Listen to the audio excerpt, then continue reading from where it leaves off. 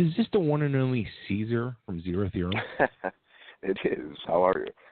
Good, man. How you doing? Good, good, doing well. Cool. So, some interesting things about the band. I read, investigate, and check out, and a couple things that really stood out that shows like the real, true modern world that we're living in of music is you actually like started the band with your cousin via the world of email and digital email and songs back and forth with each other.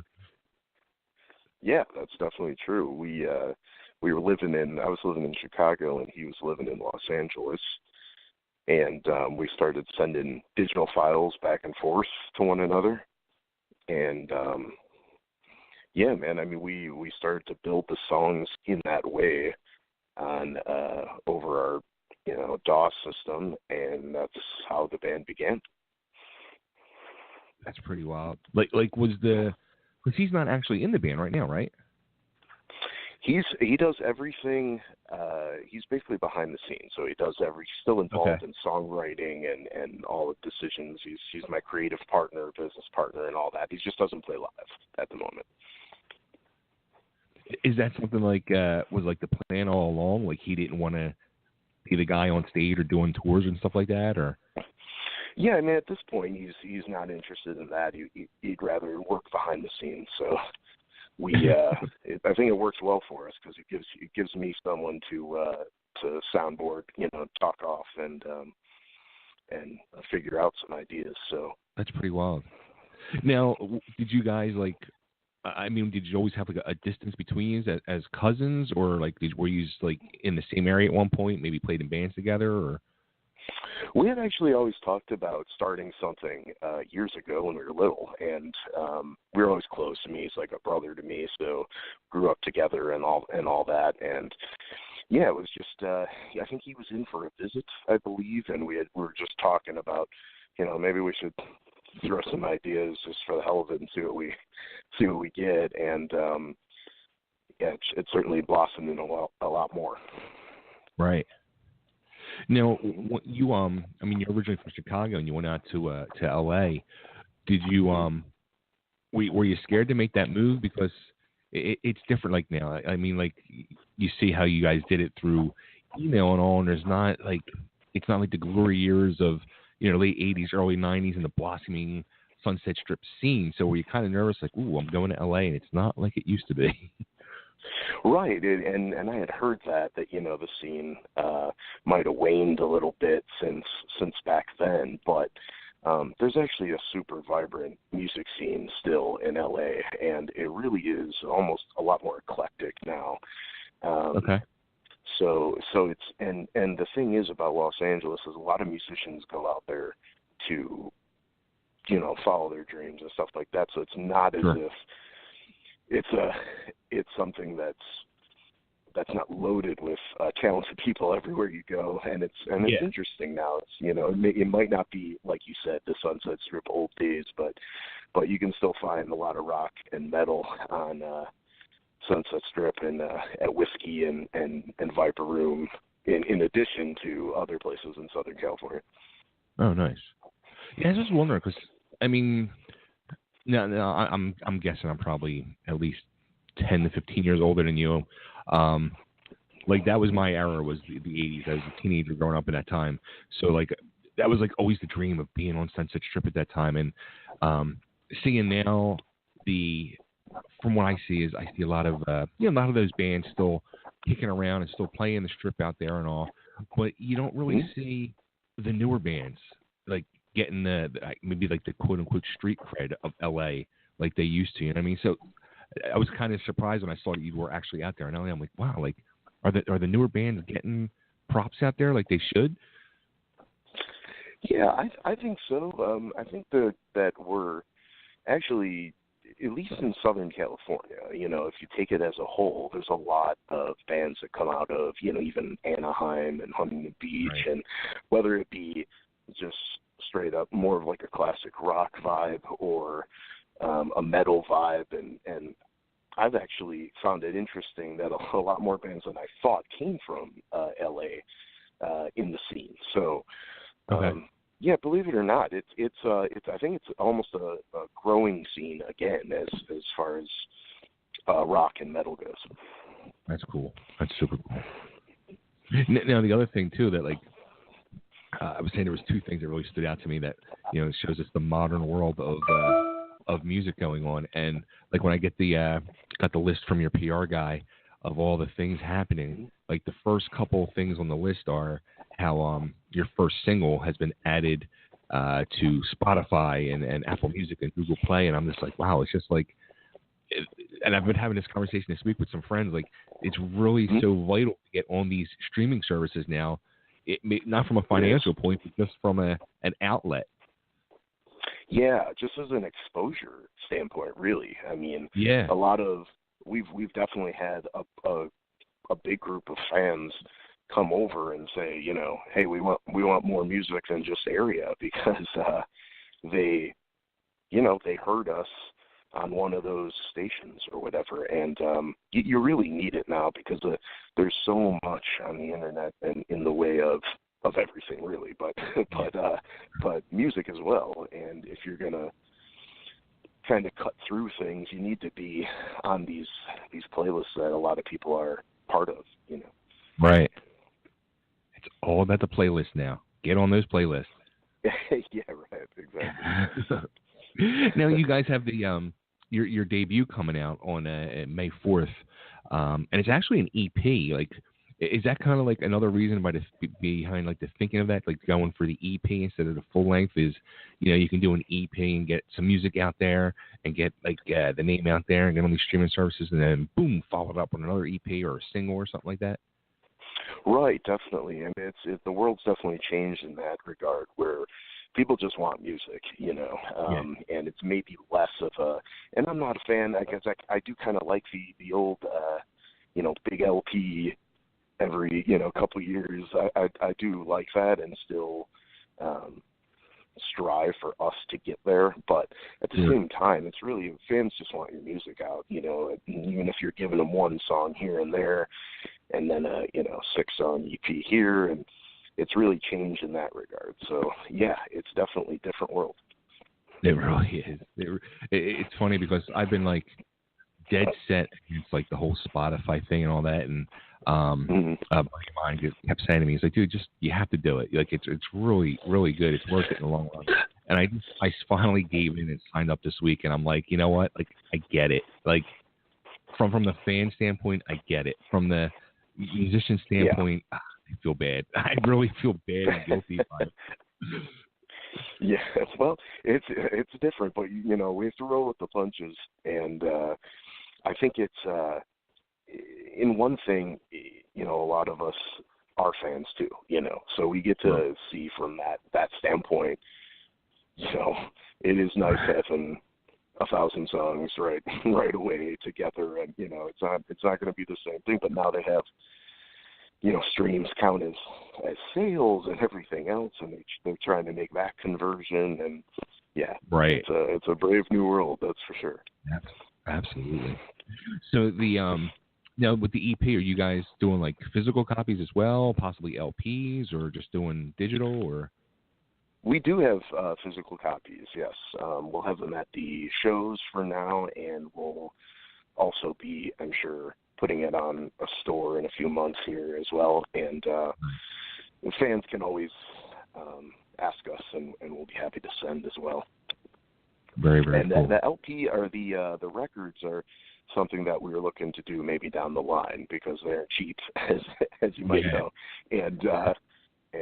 But it's definitely a cool thing, and I like how it's kind of come back, because vinyl is definitely an interesting audio form. Yeah, I wonder too, like, if people, like, the way I was looking at it is like, all right, yeah, I can have like the Spotify, but like from a collector standpoint, I would choose vinyl over anything, and I would just like to have the vinyl of these things. Yeah, it's definitely one of those things that just it has a cool vibe to it, and when you go to somebody's house who has 5,000 records, it's just cool. It's just cool. Yeah. You could sit back and kind of get back in the 60s or 70s, and the heyday of it, and feel like you're there again. So Right. Now, with the EP, you guys worked with Kane Sherko, who worked with Five Finger Death Punch. Which it's funny because you can hear, his influence between you guys and Five Finger Death Punch. Yeah.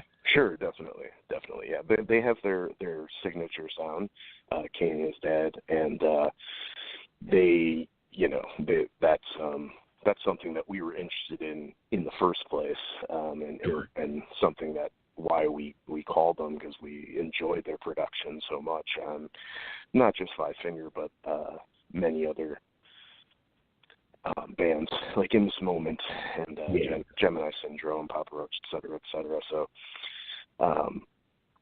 he definitely brought a lot to the table as far as the sound goes, and also it was just great working with him because of his creativity and his knowledge, and he really made us explore different territories that we might not have been seeing ourselves as far as like a strength of the band and that kind of a thing.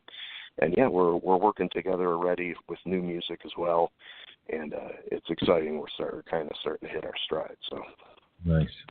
Now it's the fact that I didn't hear music from you guys before, like you would work with Kane, but like the vibe I get, like especially with like Five Finger, and it came across with you guys too. It just sounds big, you know what I mean? Like that arena rock big sound. Right. Yeah, definitely. There's something to their production style that does that. It just makes everything large, like you said, and that's fine by us, Right. It's big and better, right? I mean, we're starting out, or we're a young band, but it's exciting to think about the future like that. Nice. Go big or go home, right? Yeah, right. Exactly. So the first single and video is out. It's called Area. What's that tune about?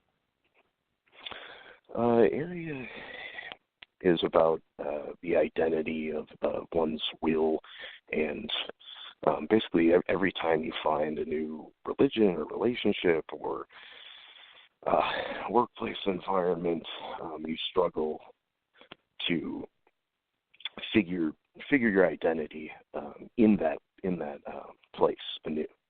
And Area basically is just a song about that and trying to find your way and what is home, what is your identity within any type of new environment. That gets deep there, man. A little bit. Little bit.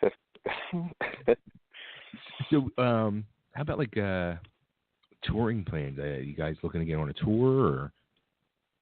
Yeah, we are actually. We've been talking about it for a while, and it looks like, although it's not official as of yet, but if fans want to, or if you want to check out the Bands in Town app, I'm sure we'll be up soon with we're trying to get something going in June. So nice.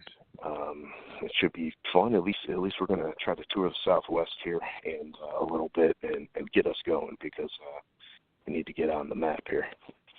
Right on. How long have you guys actually been together now as a band? The current group has been together probably under a year. We just kind of finished coming together, and with Jake on drums and Eloy on bass and Max on guitar. So it's we quickly gelled. We also have substitute musicians in case anyone's busy or anything like that. So, and everyone's kind of a really easily meshed in, and a lot of talented guys that we're working with. So it's we're excited about going out and playing. That's like a whole new thing that really blows my mind, because I'm out here in the Philadelphia area, and I'm seeing it more and more with a lot of the local bands, because like a handful of the guys have hooked up with some nationals, and they're filling in, and they're going out on tour, and the local bands are playing slots here and there, and they're gonna have fill-in guys, and I'm just like, it's like a whole. It really is a whole new world. Like at every level, you there's didn't see that as often before. You're right. Yeah. You did not see that as often before. Now it's kind of like, yeah, go ahead and play drums. You know, it's like I think it speaks to the amount of talent too that a lot of musicians have and how they can pick things up. And it kind of shocks me, to be honest, how good these guys are in such a short order. So. But yeah, it's definitely different. You know, you can kind of pick up somebody and not lose a step. Yeah, like there's a band out here called Mach 22, and the bass player, he's been touring with the band Tantric, and he's out on tour with them, and then he'll come back and he's plays a show here with one of the 5 bands he's in here, and then he's back out on the road like 7 nights a week. The dude's playing. And I'm just like, how the hell is he doing it? I don't get it. Yeah, that is the definition of a professional musician right there. So yeah, totally. And he's able to pick up any, a bunch of different sets and be able to roll right in, which is pretty cool. Yeah. Obviously a talented guy. Yeah. Wow. So all right. So where May 4th is the big day, the big release day.